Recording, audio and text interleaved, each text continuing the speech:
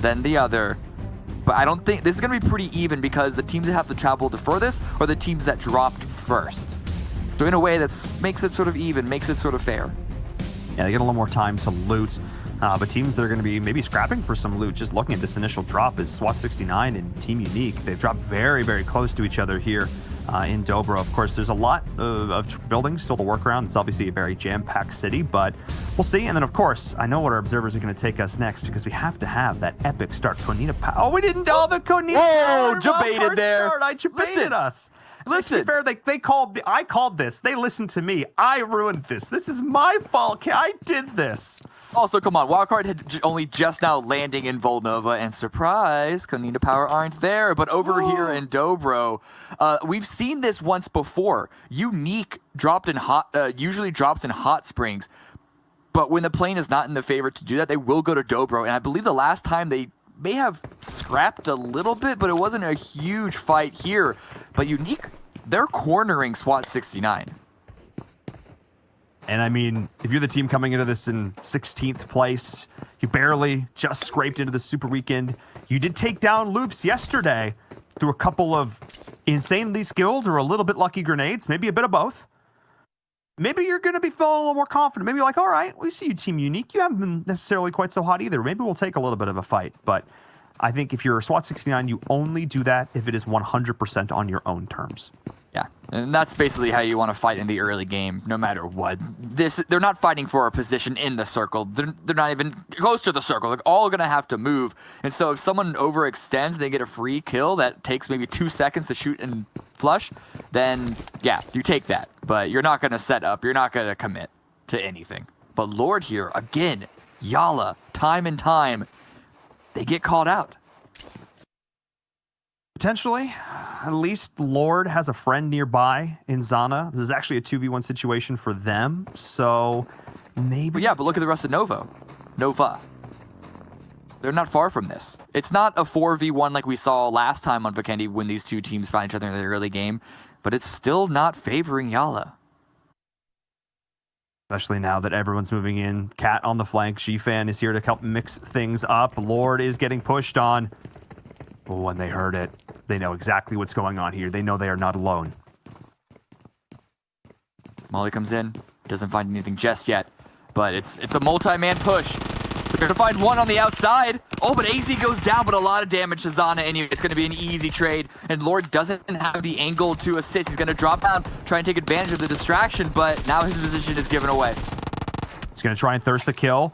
HCL trying to block it. Okay, hang on a second. Oh, Lord, barely missing those shots. As HCL, actually, no, he does connect onto HCL, actually, but Cat is going to come in. Cat. Oh, wait Lord. a second. That's 3 points. Cat's late to the party. AZ's going to bleed out. He hears the footsteps. He's going to run away and try and reposition himself, try and heal up. But he is just taking these fights. He should not have won those. But no, it's the teammates driving in that wipe out Cat. Nova are out in 16th place. They had the advantage, but the shooting from Lord saves Yala. Look, if I wasn't a bit of a Lord fanboy before, I certainly am now. My goodness, those shots were clean. The way he was able to use the third-person mode, get right in and out of the doorway there. Normally see players playing around with the idea of the up and down. They play around these defilades, these rises. They use their ability to crouch, and then they pop back up again. They leverage jump shots. We didn't see that at all. We just saw clean shots timing out what they're... And that's a mind game, too, because you're pushing in when you think they're not going to be shooting, playing around reload timings. And that was with an... That's not even with, like, he had, like, an Uzi point blank range. He did that with an AKM, which has that super slow fire rate. But when he can connect with the shots, it hits like a truck. And Nova Esports, the team that we were complimenting, the team that just won the last game, is now out in 16th place. If you'd gone in the window to Dean, I would have, like, baked you a pie. That would have been sick. That would have been so cool. Could have tried to show up the East for that crazy, you know, drive up the wall play that they had earlier today. I mean, is ballsy by Loops. They go drive dead center through multiple teams. And I understand that Vikendi, there are a lot of ways to break line of sight. Quick replay of Lord's shooting. Yeah, you mentioned it's the AK. And he didn't even have any time to heal up. He had to take those fights all in succession. But Loops, they sent it here with only 2 players. The other 2 are only they're not even close to arriving just yet. I mean, yeah, they weren't clown carring it. If they drove into trouble, they at least had 2 on the north to stay alive. But that is, for a team that likes to play on the edge, I feel a very uncharacteristic play. I understand that in phase 1, you still kind of want to take center no matter how you like to play it out. Yeah. I picked them, and so my heart did stop for a second when I saw the drive. That's all I got to say. Especially just given what happened to them on this map yesterday. They pushed into SWAT 69, tried to do what they do best. 2 players went down instantly to grenades. That was a comedy of errors in so many different ways. That was just so unfortunate. I mean, SWAT 69 almost barely didn't win that despite all the advantages they had in their favor. But they ended up outlasting Loops by quite a while. The players, I don't say it was a clean win by SWAT 69, but they forced such a late rotation, destroyed the vehicles of Loops that they literally just burnt out in the circle, and that was it. Y'all are right now still reeling in their victory, or at least, well, Lord's victory. Though it's all a team effort. At least that's probably what his teammates are all saying. We were cheering you from the sidelines. It's all into us too. Driving up to Winery, trying to find some information because that fight with Nova did sort of keep them from rotating as quickly as they might have wanted to. They're gonna have to take restock of this entire server, and you can see a number of teams on the south as well as the west begin their rotation. But Alpha Legends, again, holding center compound. This is really strange. Half the teams that were close to center immediately went to center. The other half of the teams that weren't took their time. And we're going to look back at Kato, actually from Alpha Legends, trying to find the shots in Kowalski there. And able to do so, able to pick up that first kill. The Loops not getting through unscathed. Not ideal situation for them at all, Cameron. And starting, again, if there's any team that I think can make best of these bad situations, it's definitely going to be Loops, because as much as we hype up Carrillo, I feel like everybody else has been really stepping up. Dadine, sort of as the leader of this squad, not afraid to put himself out in positions to put his team in a better positions. Even if he goes down, he trusts in his team. And then you always have Federal. He's in the back. He's on a roof. He's got an angle. That's just... They just seem to know their jobs so well. Yeah. It's like a symphony of skills. It's just so beautiful to watch when it all clicks and when it all comes together. Before here, they don't want to clown car this. No. They find a vehicle real quick. I was curious. It looked like they were running into Dobro, but I think that was just to try and find a vehicle. And I'm going to call that out a little bit. Finding a vehicle should be the job in the very, very beginning of the game. Sure, sometimes they just don't spawn where you think they will or where you hope they will. But it is still the thing that you want to have first thing on your mind, because you don't want to loot up and then have to worry about that. But Wildcard, they're also rotating in, and they have vehicles for days, as well as Queso. Both teams make it a very smart rotation coming in from the southeast side. And Wildcard taking advantage of this hill to overlook the center of the circle. Marco, he's fine. He's fine. He's fine. I feel like we're watching the Fast and the Furious, because whether it be B4 and C9 or now... Wildcard and TQ, but they're just like next to each other, like staring at each other across the way, like giving each other like death stares, like, hey, I see you, I'm coming for you later. That's just what, especially along the coast, because it's just like, hang on a second, like one wrong turn and you can see what happened to Marco. If one of those cars actually had flipped, Wildcard would have taken full advantage, but they pulled up on a pretty stellar compound here for them. They're looking darn solid. Just have KP and Unique, as well as SWAT 69, who are going to play the late rotate, the long spawn. The long bomb, I should say, coming in, going to eat the blue for a while, trying to find a position, but rotating in late on the Kendi. There are a lot of compounds. Chances of you pulling up on one that's already occupied, though, at this point, probably going to be pretty high. Yeah, we'll see where the circle shifts, and I'm more worried about Kunita Power and Unique actually taking this fight, because they are all entangled up with each other. The shift is not going to be too heavy one direction or another, and it's such a small shift compared to phase 1. No one really should be all out of sorts. But I'm seeing some damage in between Unique and Kunita Power. No one's really stopping, though. I think this is going to split bridges. Kunita Power taking the south one, Unique taking the north one. But I do wonder, Unique might have an opportunity to, once they get inside phase 1, stop and wait for Kunita and forcefully take that fight. And that might be the situation that this area just outside of Villanova gets really, really spicy. As now Team Queso, Loops, and Alpha Legends are all getting involved. This is what I was talking about, showing up late. Now Team Queso, they're going to try and rotate, but again, they're along the coast. They don't have a whole lot of places to go. Their areas are limited, and now they're split between 2 different compounds, potentially. Mystic's got to get back in line. Ayala is down to a scrap of HP, and they're just deciding they need to split this up because of how much pressure is around them. And Mystic, he's not even sure this compound's empty. See how long he took to scout that still in the vehicle? That's just a heads-up play. Yeah, and you can tell that Queso are coming in with very, very little information. When that happens and you have the vehicles, sure, send it in a conga line essentially, and the people that get shot, they tell you, hey, there's a team there. And yes, you might have to lose one player, you might even lose two, but when you're lacking information, that's kind of the only thing that you can do, because you don't want to be crawling in at phase 2 just on the outside of the zone. Risky play, but it's a necessary one if you want any opportunity to actually have a foothold into the rest of the game. Yeah, and that's huge. I mean, we talked about the idea of just setting yourself up for success, of getting the work in early. You talked about one of those things being getting vehicles, but there's so much more to it. Not only just the early stages of making sure you have enough utility, but it's putting yourself in a compound that's not going to get punished later on. That not only you're setting up for how the circle is now, but you're giving yourself options on rotations for where you might want to go to next. And you're being cognizant of where the other teams are grouping up around you, and you're trying to find the next path forward, because that's one of the great things about Battle Royales, PUBG Mobile in particular. It's all about a game of momentum and moving forward. It's not just about the first step, it's about the next step and the one after that.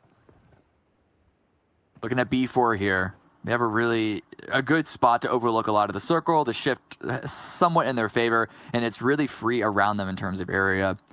They're not anywhere close to the whole cluster of teams that we're seeing on just east of center, just east of that river. Queso, though, wait, who is this pushing in onto them? It's Umbra. Umbra, I did not see where they came from, but yeah, this is the problem with having a scout, is that one can get taken out. Fortunately, now they know where Queso is, so they can hopefully use that to their advantage. Isn't this exactly what you were just talking about, Cameron? Like, oh, you might lose one, maybe two, but, if you have no other option, then that you have to do it. Yeah. Bonita Power is still out in the blue. I hope they had a lot of stims, just so many stims. Unique have come in, but no, that was Pro Lord and crew. The Nade Master. Sorry, I'm going to give you some flack for that still from yesterday. Pro Lord, you're great. I love you. Coming on in from Cement Factory in the south. And all of these teams, teams have really not had to shift the last 2 circles, Cameron. They've been very, very fortunate. These have been pretty loving, tender circles. They're not going to put you too far out of position. Yeah, most of that what happens just because these first couple of ships don't actually shrink that much. It's only a real issue when there's a lot of water in play, which we have seen a lot on Vikendi, or there's some interesting terrain to play around. This time, it's, as you mentioned, it's pretty standard. So outside of a couple of scraps here and there, no team is really going to have to push in too much. B4 trying to deal some damage to Cloud9. They're in a 2 split. The first 2 here, Pedro, and I forget, I missed who he was standing with, went in first. Now the rest of B4 are going to be following up to get inside, but everyone else is in. But Halls, where are you going? Down. Where is he going? He at least had a position with his teammate. I don't know, man. Umbra's just been a comedy of errors. They had a compound, they pushed onto Queso, lost a couple members, then they're just driving around, and now Tempo Storm and Yala Esports are going toe-to-toe. Anas is here. Lord is already dead. The hero who clutched out the start of this game is down. Tempo Storm starting to step up and get involved. They are able to trade out some downs, but Spec, I think, is reviving HH24. Arain is going to do the same potentially to Tensa, but it is Anas. Lord is down on the outside. Lord, I love it. Player we already saw clutch up earlier. Can Anas do the same? No, he cannot. Tempo Storm, with not even a full HP bar between them, able to keep all 4 members alive. Spec, oh my goodness, just barely. And that is Yala Esports out of it. The team to get the first squad wipe is the next squad to get wiped. That is, it's kind of heartbreaking for Anas because it was such a good play and he seemed to execute it so well. But he jumped out of the window 1 second too late. He dealt 1 less bullet to the first target, 1 or 2 fewer bullets to the second target. And that all culminated with 0 points in the entire, and Yala going out in 15th place. Dream Eaters here as well. We saw that easy, quick tag onto Toffees. Didn't see who Fede Rao with the M2 got the shot. It was. Okay, all right. Loops, making a stand in the center. That was again, I always talk about the idea. Fede Rao's up on a roof somewhere looking at you. He's always on a roof. He's the guard. He's always on a roof somewhere, and he's looking for you. Another player who's doing that potentially is Beowulf, the IGL, the shot caller, one of the shot callers for Cloud9, the big brain player. And it's so funny. I remember watching Beowulf like last year, beginning of 2019. He was on another squad, and I still have this memory in my head of him jump shotting around a corner, point blank range with an M4 to clean up 2 players and get a chicken dinner. And I think watching him mature over the last year has been so cool as like a fan and a spectator, as a commentator, to see him pull it back a little bit. He still has those aggressive tendencies, but he focuses on his role of IGL, I think, even more so, and he's had to rein that in a little bit. But when the rest of his team is down and he's in some of these later situations, watching him still be able to pull out that aggression, be the Saga of Legend, be Beowulf in that moment is still pretty cool. Okay, this is an interesting shift. It's not so much that it's a medium to hard shift southwest. It's the fact that the river is becoming a very, very prominent part. Podvosto, dead center, and that's going to be a number of teams from the east especially trying to push in, but the terrain, it varies, of course, because it's still so large of a circle, but on average, it's almost like a valley on both sides. So it's going to be a big fight for these compounds. Tempo have a great opportunity. Dream Eaters have a really good opportunity, but we're already seeing a couple of teams dive in, Cloud9 being one of them. Oh my goodness, they're just sending it. They're just sending it so early. And yeah, Tempo Storm, they are in such a great spot. They are dead center of this. They are right on the river. They're in a fantastic position, but everybody is just dog piling in, trying to take over what little terrain is left out there. Look at this. Thank you, observers. Look at this valley you're talking. It's gorgeous. I want to go skiing there. Not want to have a gunfight there so much. Maybe a little less ideal. Less ideal, Cameron. Yeah. Great play there from Cloud9, though. They were able to scout out from the north side. That compound was perfectly free, and they sent it before anyone else has even tries to fight them for it. And Tempo, they're now getting engaged by, it seems, Queso. It's only one player at the start, and Marco, he's going to get burned to death. What are the rest of Queso going to do? Just stop early and take this compound. It's not a bad position. I don't know if that was worth it. The information was worth giving a player up from that. I feel like they would have had a better opportunity to actually properly scout and not just send with vehicles. But alas, still, 3 up, good position. They could be in a significantly worse situation, such as going out in 13th place with 0 damage. Oof, oof.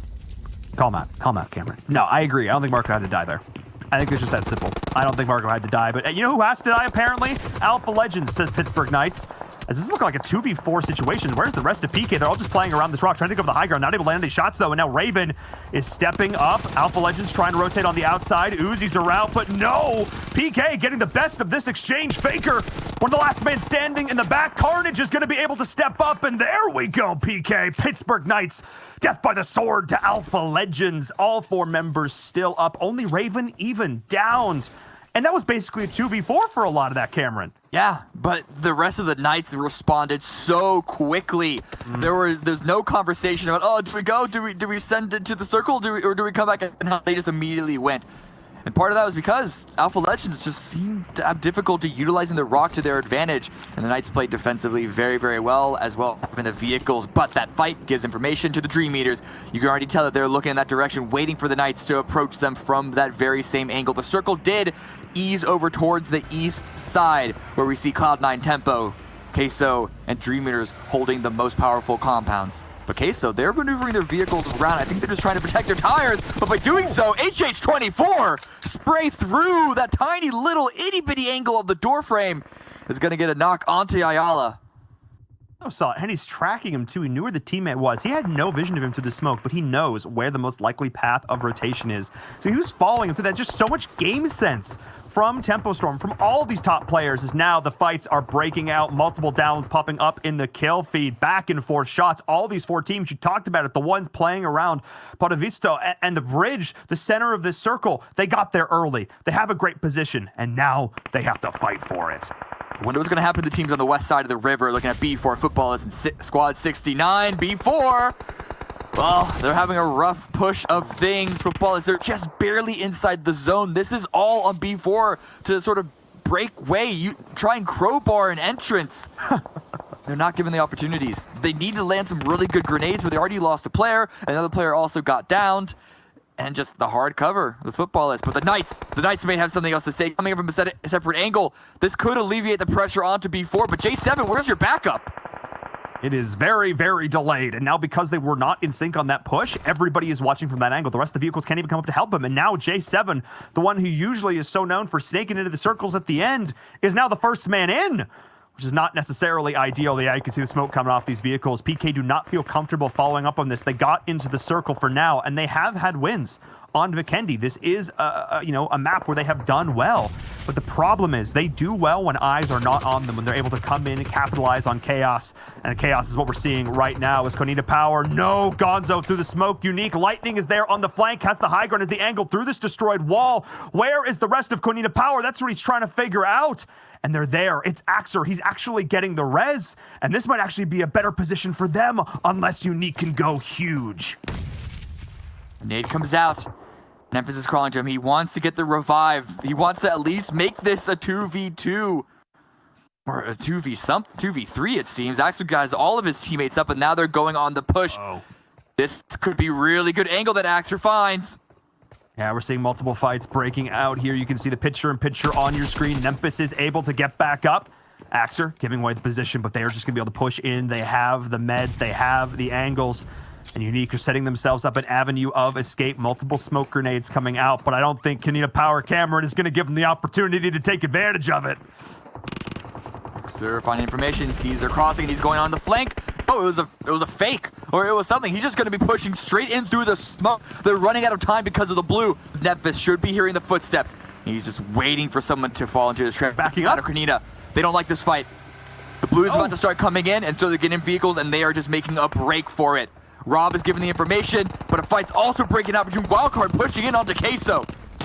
And just Team Queso got melted. Just melted. That is burnt cheese all over the bottom of the pan. Scrape it off and start again. Wildcard made that look so solid. They got an initial knock and then pushed on it so beautifully. As the fights continue to break out, it is Tempo Storm now going into Konita Power, loops into Dream Eaters. Carrillo and Federal, point blank range. Federal, who started this off with another beautiful headshot with the sniper to get this on to Dream Eaters, as Matic and Meku are pushing on in. Loops, of course, lost a player early, and now it is another 2v2 situation. Carrillo is prepping the nade. Federal taking the shots. No, he does not lose those. Not even into Matic, one of the top fraggers. But Meku is doing the work, and now Federal has got to go off once again. Then no, the jump shot from Toffee is just those sheer weight of numbers. As Loops goes down, eliminated in 11th place. Dream Eaters go clutch. Such a great start once they actually got into the compound, but they lost the first player way at the beginning of the game, and then their second death was approaching the compound, and only so much you can do at that point. Dream Eaters, they've regained control of the northeast side, but they're going to have to push in away from their compound.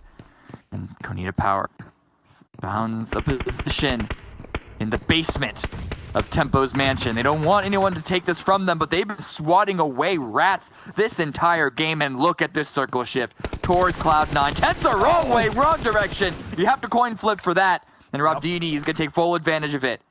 Oh, he had a 50-50 chance on that one. He had a 50-50 chance, and Rob, the perfect positioning. They knew he was there, but he was still able to take advantage.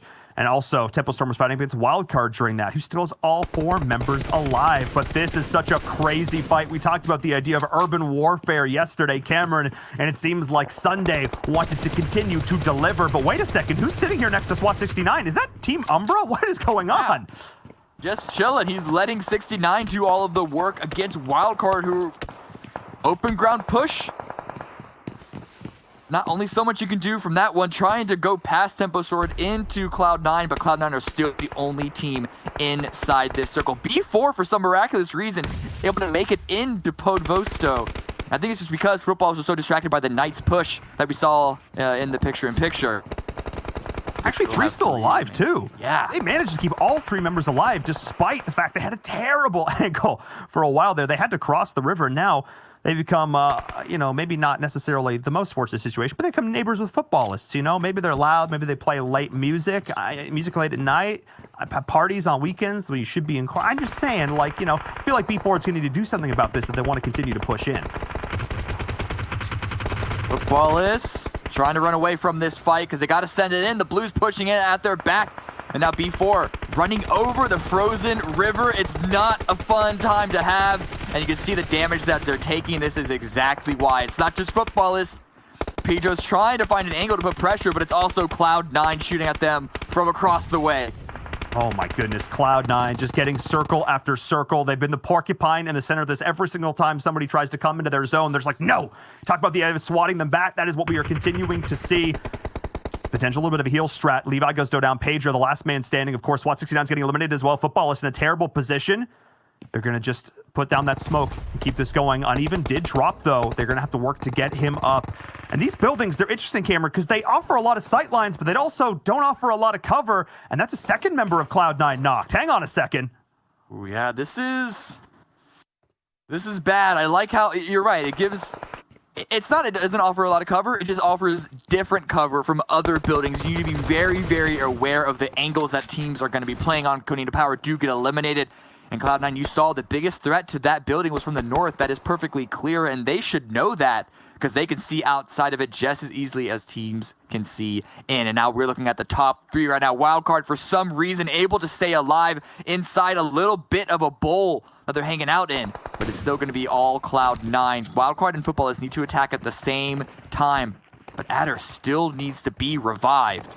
Slicky, such good shots. I remember commentating him back in ESL 1 New York. The guy hits his shots on one of the biggest stages in North American PUBG Mobile. It continues to hit them here on the world stage. Footballist Cameron, I cannot believe they lived. They did that cheesy little send into the river, smoking themselves up behind the vehicles. I mean, Pyra's aware of this, but I cannot believe they outlived B4. They outlived everybody to get here into the top 3. Footballists, they are scrappy, and I love it. Same goes for Wildcard. Both are in precarious situations. But this time, C9 got some of the circle, but not all of it. But they're getting the shots to back this one up. The box goes down. They're hiding behind it, but Footballists is in a rough spot, and that is Footballists eliminated, making this a 3v4 situation with Wildcard. They're pushing into the circle early. They have the angle. Nice job from Sam. The covering fire from Acer and Slicky was there, but this is still not a great position for C9, who have to push out of this building. Bayo goes down. Whoa. Wait a second. Cloud9 potentially could throw this, but Adder, the myth, the man, the legend, the shots. He is taking this game over all by himself, and then